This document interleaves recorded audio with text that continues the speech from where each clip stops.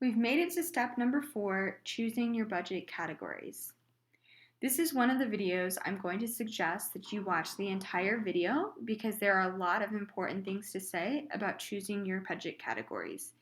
Even if you think you already know what you want to choose, please watch this entire video because there's lots of important things to say.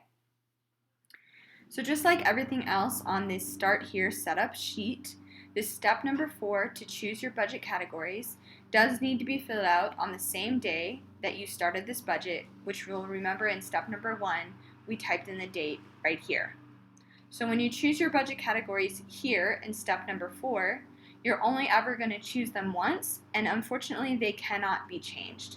So if you have some budget categories that you think you might want to use in the future, but you're not necessarily budgeting for right now, such as potentially kids or babies, I would suggest going ahead and adding those things here to the kids and babies, checking those things off, and then later on you can budget towards them, even if you're not going to be putting money towards them this month or any months anytime soon. Before you actually choose your budget categories here, I'm also going to suggest that you go back to the PDF that was emailed to you when you purchased the budget and click on that sample copy of the budget spreadsheet. Once you open up that sample copy, you're going to see a lot of fake data for Romeo and Juliet in their budget, and it's going to give you an idea of the types of budget categories that you may want to use in your budget as well. Even if you already have a list, again, I strongly suggest that you look through the list that exists here on this sample one because there may be things that you forgot to budget for that are listed here on this list. So these sample items are listed here under step number 4 on the sample sheet, and it's just a very long list of different types of things that you could choose to budget for. So you definitely want to look at that. Also important to note is that, as I said in the first video, these steps have to be filled out in order. Like you can't go from step number 3 to step number 5. You have to fill out step number 4 before you fill out step number 5. And the reason for that is, as you'll notice here on step number 5, these debt names are listed in teal cells, also known as greenish grayish cells or greenish bluish cells. You'll remember that we only fill out orange cells on this sheet, so you cannot type in debt names here. The debt names are going to show up automatically once you type them here on your debt sheet, on your debt budget categories. So when you've typed in your debt names here and you've checked them off, you'll notice it says American Express, Fed Loan, Sallie Mae, Toyota Debt to Parents. Those are automatically showing up here on your step number 5 for debts. You can't type them here. You can only type them here. Okay, so now I've gotten some important things out of the way. There's just a few things to consider when you're choosing your budget categories. You'll notice that I've actually already typed in all of the budget categories that I want to use here, just because this video would be 20 minutes long if you just watch me type all of these out. And you'll also notice for every single budget category that I've typed out, it's just the way the spreadsheet works. You do actually need to check off this box next to every single category you want to use.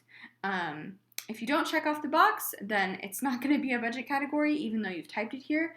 So please be sure to check off every single box of every single budget category you are going to use. When you're budgeting, there are going to be things that are very easy to remember to budget for because they're the type of things that you spend the same exact amount of money on every single month, no matter what. Subscriptions is a great example.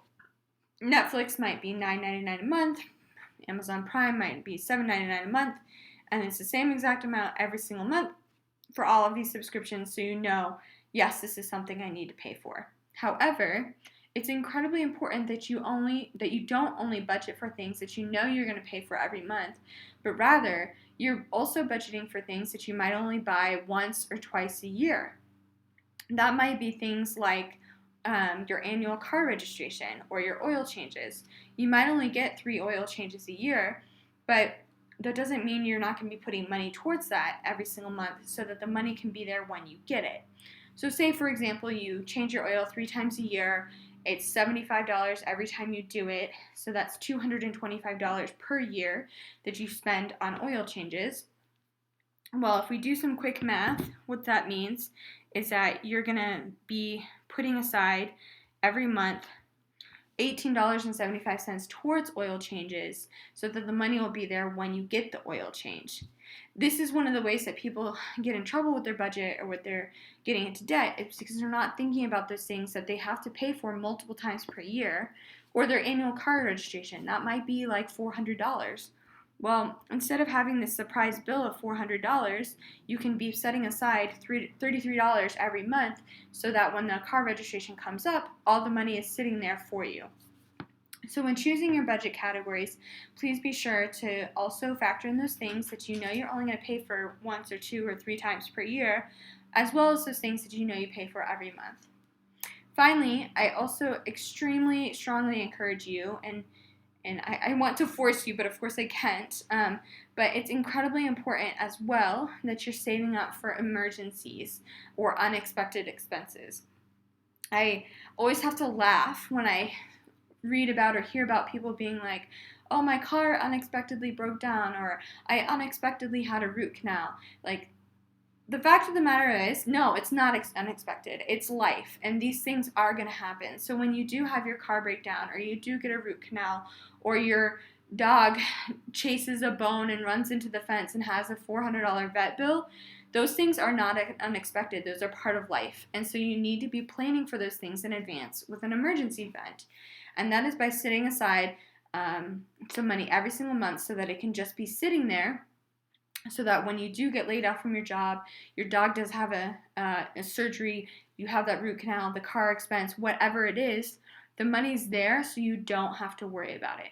Most financial experts recommend that you save up an emergency fund that's equal to about 3 to 6 months of your salary, because that's enough money that's going to cover something that is a much bigger expense than you would have expected.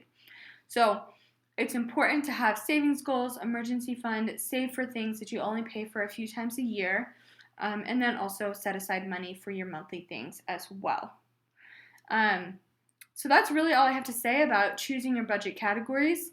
To type in your budget categories, obviously you just click on the orange cell, you type it in, and like I said before, you do need to make sure that each one of these is checked off here. The budget categories here can only be touched once. You cannot change cells that are not orange, so be sure to just classify each one of your categories into the correct pink category that exists on the left.